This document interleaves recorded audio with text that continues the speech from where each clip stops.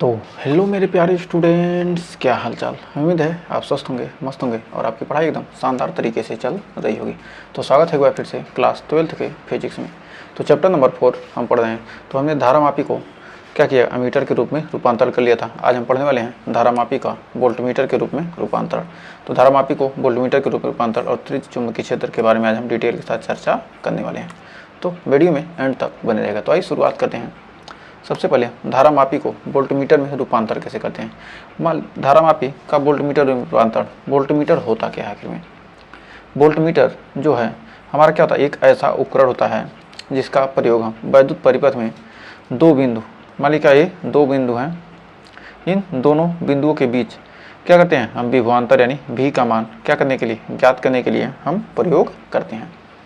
तो वोल्टमीटर का उपयोग क्या किया है, दो बिंदुओं के बीच धारा क्या कहते हैं विभवांतर का मापन करने के लिए सीधे किसमें, वोल्ट में मापने के लिए किया जाता है।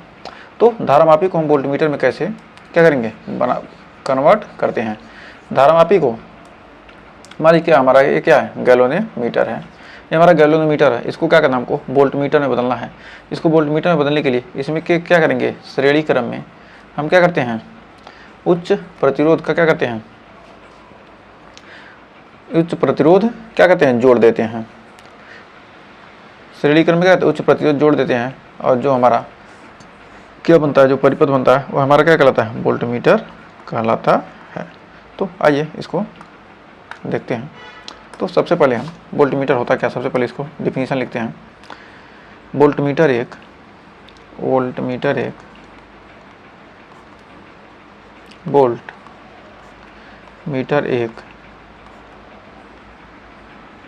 ऐसा उपकरण है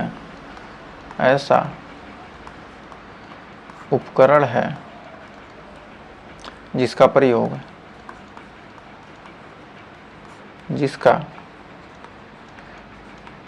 प्रयोग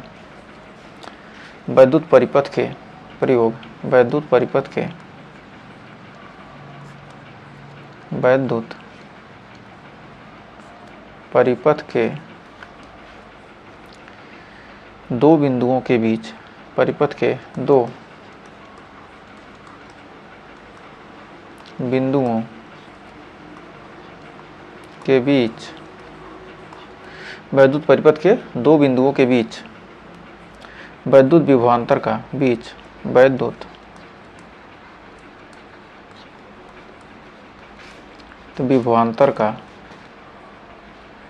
वैद्युत विभवांतर का मापन सीधे वोल्ट में मापने के लिए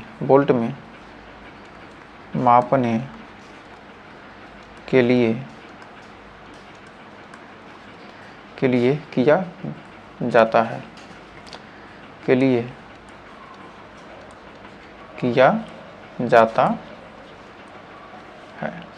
सीधे किसमें मापते हैं, विभवांतर को वोल्ट में मापने के लिए क्या करते हैं, हम वोल्टमीटर का उपयोग करते हैं। तो आइए आगे देखते हैं। ये हमारा क्या है, धारामापी है। ये क्या है, ये हमारा गैलोनोमीटर के क्या किया, श्रेणी क्रम में हम क्या किया, उच्च प्रतिरोध जोड़ दिए। जोड़ने के बाद जो हमारा परिपथ बन गया वो क्या हो गया, हमारा वोल्टमीटर कहलाएगा। इसे हम क्या कहेंगे, वोल्टमीटर।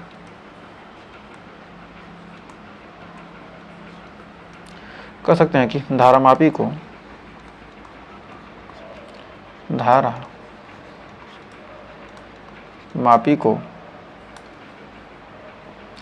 वोल्टमीटर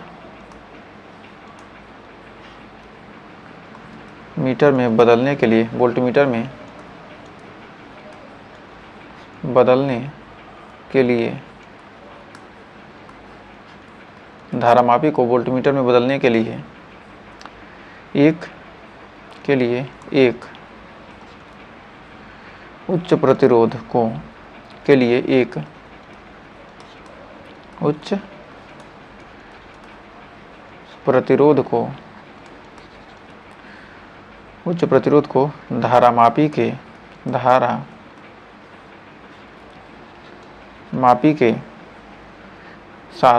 धारामापी के साथ श्रेणी क्रम में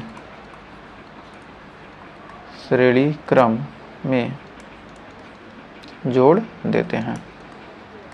श्रेणी क्रम में क्या कहते हैं, जोड़ देते हैं। तो ये हमारा क्या बन जाता है, ये हमारा बन जाता है वोल्ट मीटर। तो यहाँ पर जो IG है क्या है, इस गैल्वेनोमीटर में जो जाने वाली क्या है, धारा है। तो गैल्वेनोमीटर में जो धारा जाएगी क्या होगा, यहाँ पर पूरा धारा बाहर भी निकलेगी। तो हाँ, जहाँ पर हम देख रहे हैं जी का मान हमारा क्या है, यहाँ पर जी बराबर क्या है, गैल्वेनोमीटर गैल्वेनोमीटर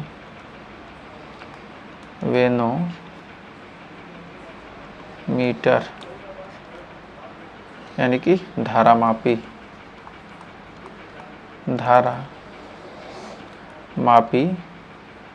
का, गैल्वेनोमीटर यानी धारा मापी का क्या है, प्रतिरोध। जी क्या है, धारा मापी का प्रतिरोध, और IG गैल्वेनोमीटर में क्या है, प्रवाहित धारा। गैल्वेनोमीटर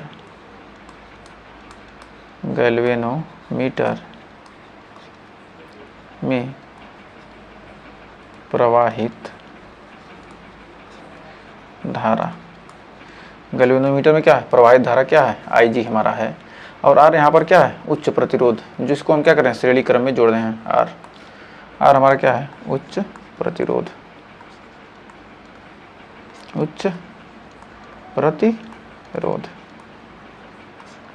तो उम्मीद है यहाँ तक आपको कोई डाउट नहीं होगा। तो हम जानते हैं ओम के नियम से ओम के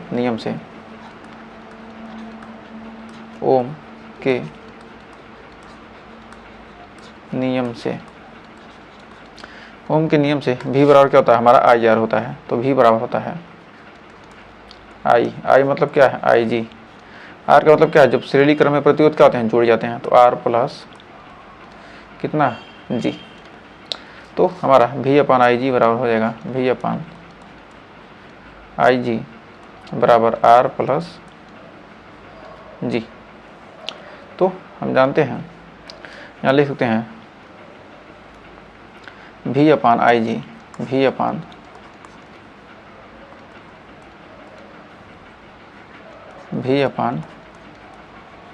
IG माइनस G बराबर क्या हो जाएगा, R।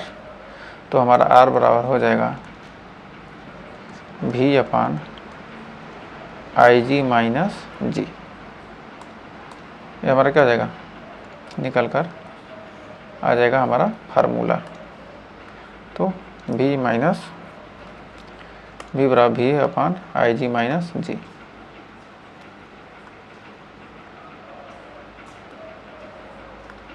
तो उम्मीद है यहाँ तक आपको कोई डाउट नहीं होगा। तो अब ये तो हमारा क्या करें, हमने जो उच्च प्रतिरोध हमको लगाना है, कितना प्रतिरोध का लगाना है हमें, उसका प्रतिरोध का मान हमको क्या हो गया, मिल गया। तो अब नोट में लिख सकते हैं, नोट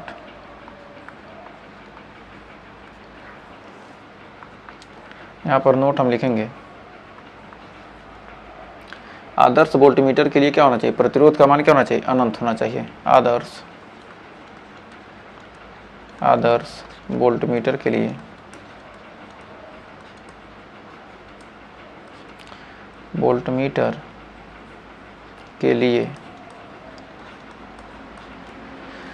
आदर्श वोल्टमीटर के लिए क्या होना चाहिए, प्रतिरोध का मान अनंत होना चाहिए। अनंत प्रतिरोध तो हम लगाने से, जो कि क्या है, संभव नहीं है। तो यदि आदर्श वोल्टमीटर बनाना है, कोई भी त्रुटि न करे एक भी % पॉइंट में भी, आदर्श वोल्टमीटर के लिए प्रतिरोध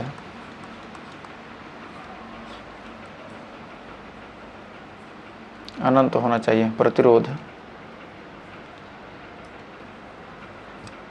का मान क्या होना चाहिए, अनंत होना चाहिए। अनंत होना चाहिए। और एक पॉइंट और लिख लेते हैं, दूसरा पॉइंट वैद्युत परिपथ में वोल्टमीटर को हमेशा क्या करते हैं, समांतर क्रम में जोड़ते हैं। यदि वोल्टमीटर बनाना है तो क्या करेंगे, वैद्युत परिपथ में वोल्टमीटर को वोल्टमीटर करें, जहाँ हमको क्या वोल्टेज मापना उसको क्या करेंगे, हमेशा समांतर क्रम में ही जोड़कर मापते हैं, क्योंकि समांतर क्रम में क्या होता है, वोल्टेज समान होता है। तो वैद्युत परिपथ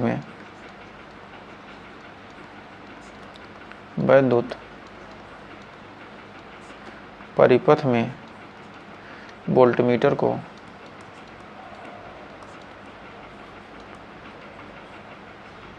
वैद्युत परिपथ में वोल्टमीटर को समांतर क्रम में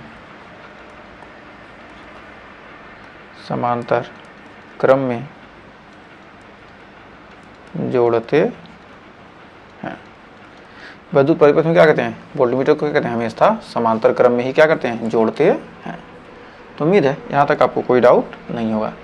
तो आइए बढ़ते हैं त्रिज्य चुंबकीय क्षेत्र। तो हमारा त्रिज्य चुंबकीय क्षेत्र होता क्या है। तो त्रिज्य चुंबकीय क्षेत्र के बारे में हमने आपसे बताया था कि क्या करेंगे, हम आपको बाद में बताएंगे। तो हम जानते हैं सबसे पहले त्रिज्य चुंबकीय क्षेत्र को समझते हैं। मान लीजिए यदि क्या है हमारा, जो मैंने कहा था, ये हमारा क्या है, एक कोई धारावाही लूप है। इसको क्या करेंगे, चुंबकीय क्षेत्र में क्या कर दिए हम, समांतर चुंबकीय क्षेत्र क्या ऐसे फ्लैट रखें, तो क्या करेंगे, ऐसे सीधा चुंबक रखेंगे। तो और यहाँ पर क्या हो, ये हमारा एक गोली चालक हो, हमारा क्या है, गोली चालक है। एक सेकंड, इसको ऐसे बनाते हैं। तो यहाँ पर क्या है, ये हमारा गोली चालक है। तो इससे जितने भी चुंबकीय क्षेत्र निकलेंगे सभी क्या करेंगे, दूसरे इसको क्या करेंगे, इससे होकर गुजरेंगे नहीं। तो ये क्या रहे हैं, सभी नहीं गुजरते हैं। तो इसलिए हमने क्या किया, हमने इसको क्या किया, त्रिज्य चुंबकीय क्षेत्र के लिए हमने क्या किया, एक ऐसा मैग्नेट लेते हैं जो क्या करें, ऐसे इस टाइप का हम क्या करते हैं, मैग्नेट लेते हैं, जो क्या करें, इस टाइप का हम क्या करेंगे, मैग्नेट लेंगे। और इसमें क्या करेंगे, हम कोई भी यदि क्या है गोली चला जाता है तो क्या होगा, ये हमेशा 90 डिग्री पर क्या करेगा, ऐसे प्रतिच्छेद करते हुए क्या करेगा, जाएगा। तो 90 डिग्री पर क्या होगा, ये प्रतिच्छेद करता है हमेशा 90 डिग्री पर क्या करेगा, इसको काटेगा। तो क्या होगा, पूरे क्षेत्र से होकर क्या होगा, ये चुंबकीय क्षेत्र गुजरेगा। इसलिए हम क्या कहते हैं, हम त्रिज्य चुंबकीय क्षेत्र लेते हैं। तो उसके लिए हम क्या करते हैं, हमने क्या किया, एक यहाँ पर अवतल क्या किया, अवतल मैग्नेट लिया, अवतल मैग्नेट, अवतलाकार क्या करते हैं, चुंबक लेते हैं, मैग्नेट लेते हैं। इससे क्या होगा, ये हमारा क्या होगा, लंबवत क्या करेगा, इसमें चुंबकीय क्षेत्र में क्या करेगा, इस पर प्रवेश करेगा। ये जो हमारा लोहे का क्या है, क्रोड है, इस पर क्या करेगा, लंबवत प्रवेश करेगा। और प्रवेश करने के बाद क्या होगा, यहाँ पर लंबवत क्या होगा, ऐसे प्रवेश करेगा और निकल जाएगा, ऐसे प्रवेश करेगा, ऐसे क्या करेगा, लंबवत काटेगा। और जिससे क्या होगा, हमें चुंबकीय क्षेत्र क्या होगा, भरपूर चुंबकीय क्षेत्र प्राप्त होगा। यदि क्या करें, इसमें एक लोहे का क्या करते हैं, हम आयताकार लूप रख देते हैं। तो जिसके कारण इस पर क्या होगा, यहाँ पर चुंबकीय क्षेत्र की दिशा क्या होगी, अंदर की तरफ, और यहाँ पर क्या होगा, चुंबकीय क्षेत्र क्या होगा, बाहर की तरफ होगा। एक इनके बीच क्या होगा, एक बलयुग्म बनेगा। ये क्या है, यहाँ पर लंबवत इधर बनेगा और लंबवत ये इधर बनेगा और लंबवत इधर बनेगा। तो इस प्रकार इस पर क्या होगा, लंबवत चुंबकीय तल के क्या लंबवत होंगे। तो लिख सकते हैं अवतलाकार चुंबक, अवतलाकार चुंबक, अवतलाकार चुंबक के कारण, चुंबक के कारण प्राप्त चुंबकीय क्षेत्र को, कारण प्राप्त चुंबकीय क्षेत्र को, प्राप्त चुंबकीय क्षेत्र को त्रिज्य चुंबकीय क्षेत्र कहते हैं। प्राप्त चुंबकीय क्षेत्र को त्रिज्य चुंबकीय क्षेत्र कहते हैं। जो ये क्या है, अवतलाकार चुंबक है, ये क्या हमारा अवतलाकार चुंबक है, जिसके कारण क्या है, यहाँ से चुंबक के क्षेत्र निकल रहा है। तो इसके कारण जो हमारा चुंबकीय क्षेत्र है उसे क्या कहेंगे, त्रिज्य चुंबकीय क्षेत्र कहते हैं। तो यहाँ पर पॉइंट इसमें निकल के आएंगे। त्रिज्य चुंबकीय क्षेत्र में कुंडली का तल चुंबक बल रेखाओं के समांतर होता है। तो क्या हमारा चुंबकीय बल रेखाएं हैं, इसके क्या देखिए, ये जो चुंबकीय क्षेत्र क्या है, तो चुंबकीय बल रेखाएं क्या हैं, उसके समांतर हैं। तो कह सकते हैं कि त्रिज्य चुंबकीय क्षेत्र, त्रिज्य चुंबकीय क्षेत्र में त्रिज्य चुंबकीय क्षेत्र में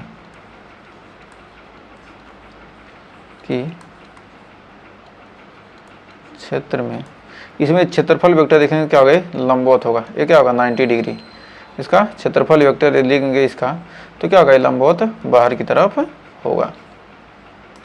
और क्या ये सारी क्या है लंबवत प्रवेश कर रही हैं, लंबवत ही तो प्रवेश कर रही हैं इसमें क्रोड में। तो कह सकते हैं त्रिज्य चुंबकीय क्षेत्र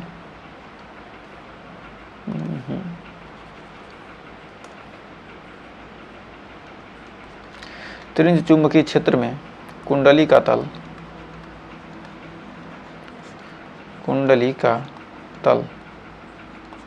ये जो हमारा क्या है कुंडली का तल चुंबकीय बल रेखाओं के समांतर होता है। जो चुंबकीय बल रेखाएं हैं उनके क्या होता है समांतर होता है। कुंडली का तल चुंबकीय की बल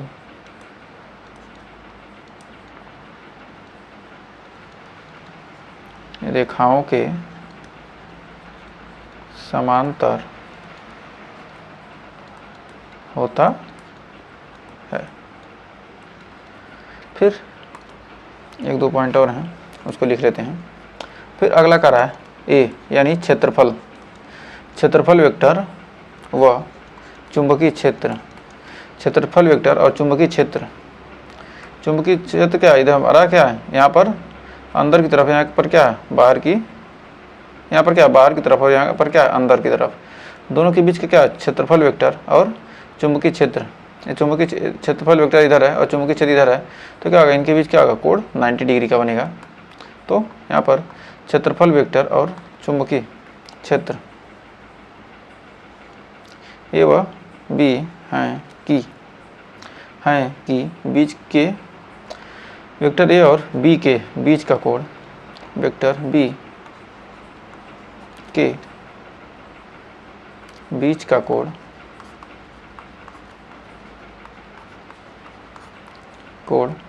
90 डिग्री होता है। फिर क्षेत्रफल सदिश और चुंबकीय क्षेत्र के बीच का कोण क्या होता है 90 डिग्री होता है। अतः कह सकते हैं कि अतः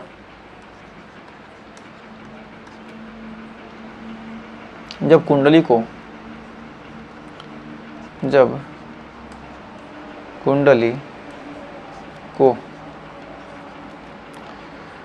त्रिज्य चुंबकीय क्षेत्र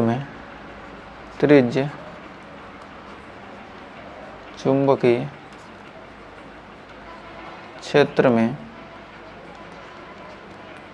क्षेत्र में रखा जाता है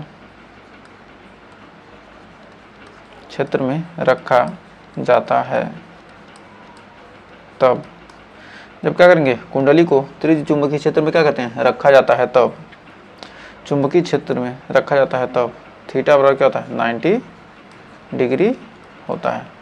जो हमारा क्या है इसमें क्या एक कुंडली को रख दें क्या होगा चुंबकीय क्षेत्र में रखेंगे क्या होगा, जो हमारा कोण बनेगा थीटा बराबर कितना बनेगा 90 डिग्री का बनेगा।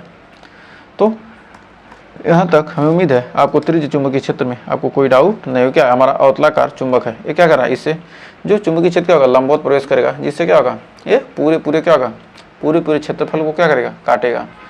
तो इसी को कहते हैं हम त्रिज्य चुंबकीय क्षेत्र कहते हैं। जिससे क्या होगा चुंबक के कारण प्राप्त चुंबकीय क्षेत्र को कहते हैं त्रिज्य चुंबकीय क्षेत्र। चुंबक अवतलाकार चुंबक के क्या कारण जो प्राप्त हमारा क्या होगा चुंबकीय क्षेत्र होगा वही क्या करेगा त्रिज्य चुंबकीय क्षेत्र, मतलब क्या होगा त्रिज्य रेडियल चुंबकीय क्षेत्र कहलाता है। और बल क्या है दोनों बलयुग्म का बलयुग्म लगा रहे हैं, अपोजिट क्या लग रहा है इनका बल लग रहा है। तो उम्मीद है यहाँ तक आपको कोई डाउट नहीं होगा। तो उम्मीद है यहाँ तक आपको अच्छे से सेशन क्लियर हो गया होगा। तो उम्मीद है आज का सेशन आपको पसंद आएगा। अगर सेशन अच्छा लगा हो तो वीडियो को लाइक शेयर कीजिएगा और चैनल पर पहली बार किए हैं चैनल को सब्सक्राइब जरूर कीजिएगा। मिलेंगे नेक्स्ट वीडियो में। यहाँ तो लगभग आपका चैप्टर नंबर 5 तो क्या हो गया 4 समाप्त हो गया, यहाँ से 5वां शुरू होता है। लेकिन कुछ टॉपिक जो हैं हम क्या करेंगे 5 चैप्टर के 4 में ही पढ़ेंगे, क्योंकि हमने मैग्नेट के बारे में इस चैप्टर में पढ़ा है, तो कुछ टॉपिक को यहाँ पर पढ़ेंगे। तो आपको क्या करना है, आपको टॉपिक से पढ़ने से मतलब है, ना कि हम पाँचवें का चौथे में पढ़े हैं, चौथे को पाँचवें में पढ़े हैं, तो हमको उससे कोई मतलब नहीं, हमको बस क्या है पढ़ने से मतलब है जो परीक्षा में आए। तो आज के लिए बस इतना ही, मिलेंगे नेक्स्ट वीडियो में, तब तक के लिए टेक केयर।